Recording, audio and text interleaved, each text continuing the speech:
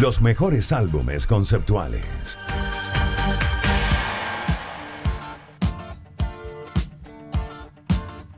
Y como dice un programa de radio en otra emisora, no necesita presentación. Este disco ocupó el puesto 87 en la lista de los 500 mejores álbumes de todos los tiempos. Es considerado un álbum conceptual que retrata la vida de una estrella ficticia del rock. Pero, ¿a qué se debe? No solo el impacto de este disco de The Wall de Pink Floyd, sino también justamente lo que ha sido para la cultura contemporánea y bueno, también para la figura de el hoy indeseable Roger Waters. Para hablar de este tema saludamos a Jordi Ciceli, experto musical y autor del blog Cosas que te conté al oído. Bienvenido, ¿cómo está? Hola Jordi, un gusto conversar contigo. Hola, buenas tardes desde España, un gusto para mí también. ¿Qué tal? Muy bien, gracias. Jordi, estamos hablando de uno de los mejores discos de la historia en el género del rock and roll, pero además no es solo un disco, también es toda una producción audiovisual. ¿Cómo se concibe esta producción conceptual y qué representa el impacto que ha tenido como para tener todos estos méritos y reconocimientos?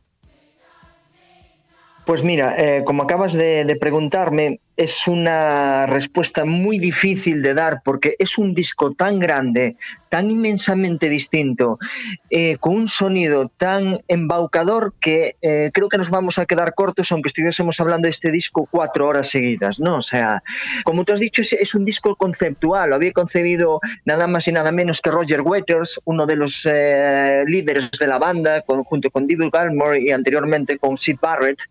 Y bueno, o sea, él quería hacer algo distinto. Ahí estaban metidos todos sus miedos, toda una juventud que no llevó muy bien este gran músico, y ahí pues se iban metidos miedos desde la enseñanza severa que llevó, la muerte de su padre en la Segunda Guerra Mundial, la soledad, los desamores. Era un concepto de todos los miedos de Roger Waters que él quería llevar a cabo, ¿no? Lo consiguió con este álbum. Hay que decir que Pink Floyd venía de un álbum genial llamado Animals y que parecía que no se podía superar, y Roger Waters, que pasó encerrado 2 años apartado de sus colegas de grupo, que hay que decirlo, él lo iba componiendo, se lo iba enseñando, apenas hablaban y el resto del grupo iba formando este álbum, ¿no? A medida que iba saliendo este álbum veíamos algo muy oscuro en el alma de Roger Waters, y de hecho hay que decir, fue este álbum el que acabó con el Pink Floyd más creativo desde la salida de Syd Barrett, ¿no? Sentó muy mal a los componentes, sentó fatal a Roger Waters, que lo catapultó como un dios al cielo y que hizo que casi se volviese loco. De hecho, también hablaba de la locura, ¿no? En este álbum. Es un álbum genial, Nos quedamos en genial. Vamos a ver si se retoma la señal de nuestro invitado. Ahí está como intentando, recalculando y reconectando. Vamos a ver si lo seguimos escuchando. No se escucha la idea, genial.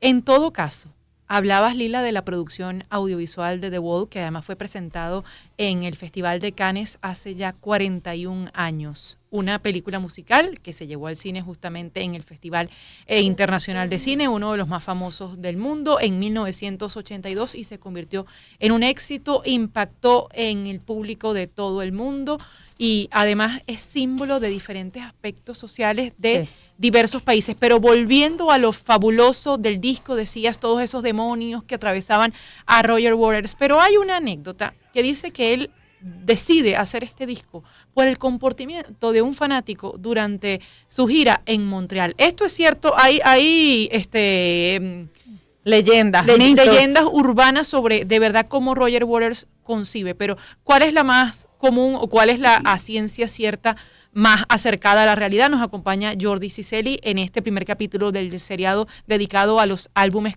conceptuales.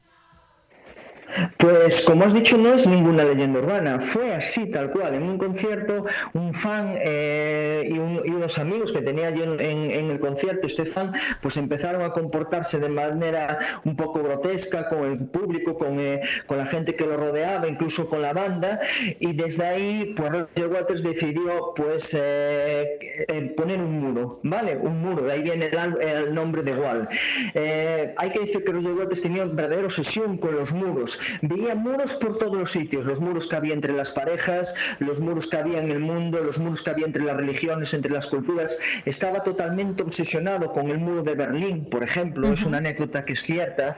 Y él, pues después de este comportamiento de este fan y de este grupito que estaba entre el público en ese concierto, decidió levantar otro muro, ¿no? El muro entre la banda y el público.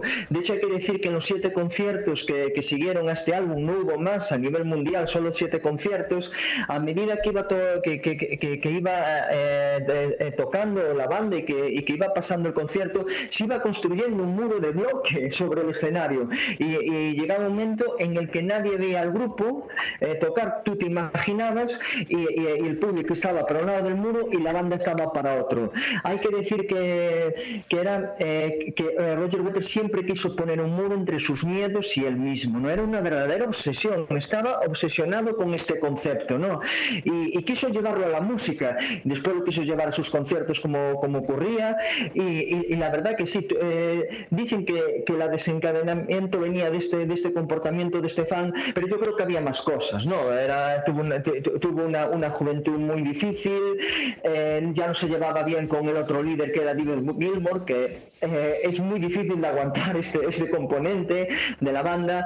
Él ya estaba en otras cosas, ¿no? O sea, quería relanzar su carrera en solitario, quería ser, aparte de ser el cantante de Pink Floyd, quería ser también Roger Waters, ¿no? Y eso era muy difícil porque su nombre y el de la banda venían unidos desde los años 60, que es cuando había empezado, ¿no? Y creemos, y bueno, él llegó a afirmar más adelante que realmente lo que quería crear un muro entre la banda y él mismo, pero sobre todo eso, la obsesión con los muros, pero desde siempre. Jordi, pero ¿cuán disruptivo es esta propuesta artística que va más allá de la música, de una nueva producción discográfica, que tiene una versión cinematográfica y que además incorpora estos temas sociales, esta crítica social en temas que después se han convertido en canciones de protesta, en himnos, como por ejemplo Another Brick on the Wall?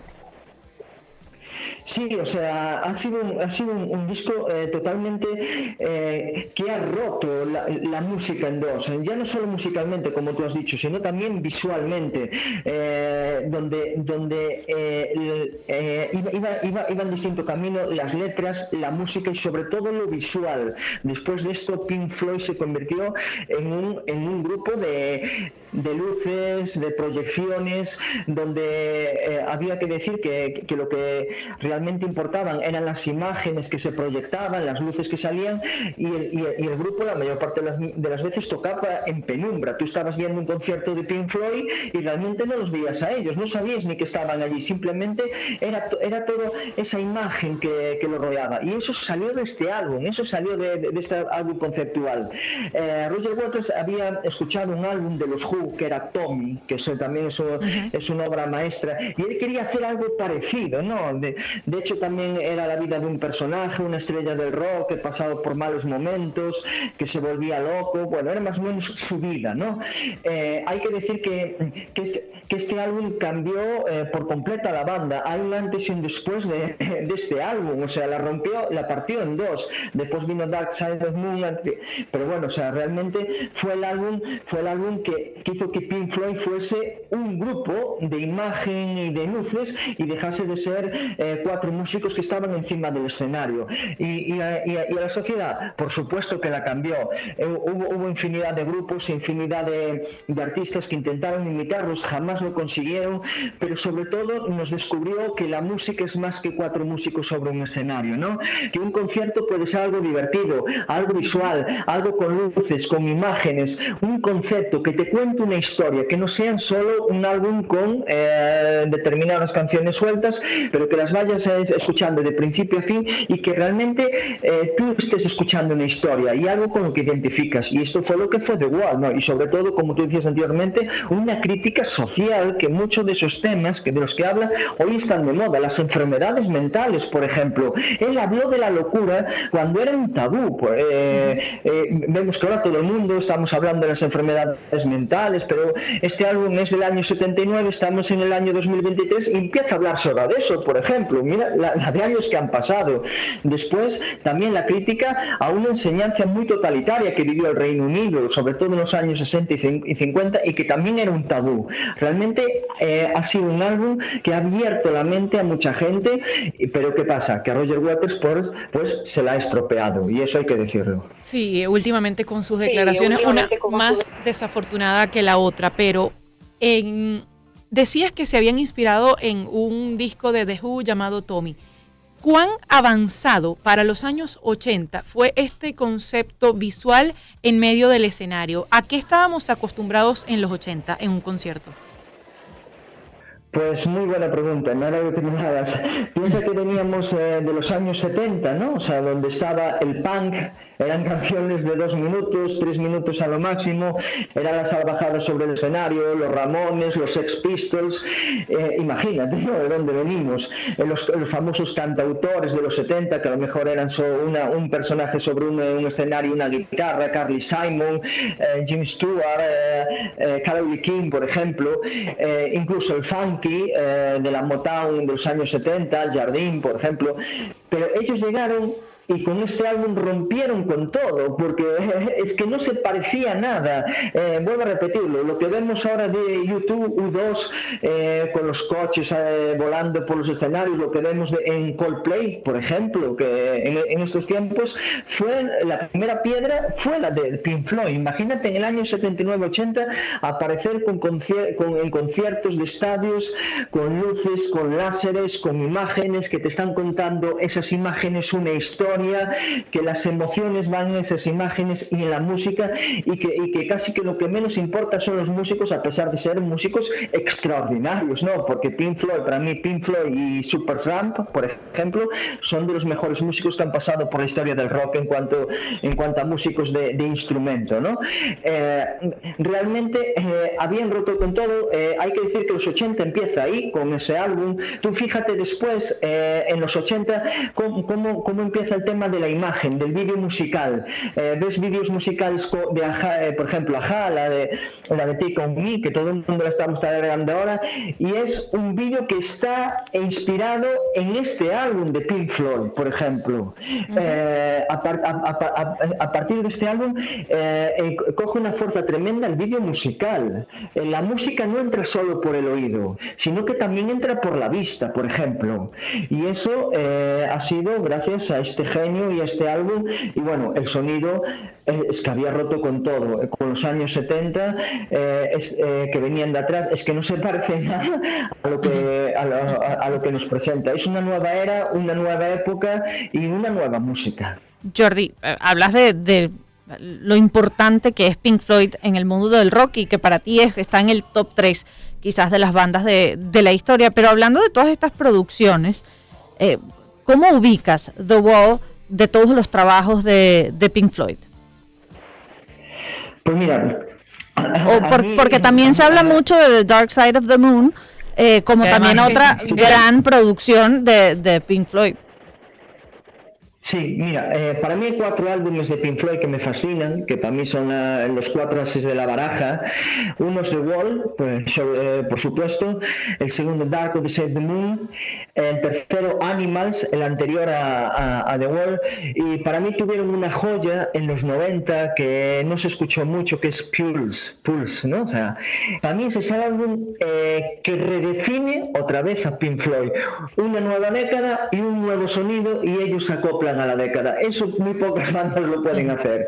De luego para mí serían The Wall, Dark of the Moon, Animals y Pulse. O sea, son los 4 álbumes que realmente redefinen un grupo 4 veces, o sea, porque cada vez que salen estos álbumes el grupo cambia de sonido, se adapta, saca nuevas cosas que no existían en el rock, y realmente fueron unos auténticos visionarios, y sobre todo con estos 4 álbumes. Ya te digo, para mí estos son los 4 que todo el mundo debería de escuchar alguna vez en la vida, y sobre todo en tardes tranquilas, de fin de semana, cuando estemos solos, porque realmente son álbumes conceptuales álbumes, pero que tú te tienes que meter en ellos y nadie te puede acompañar, porque es un viaje.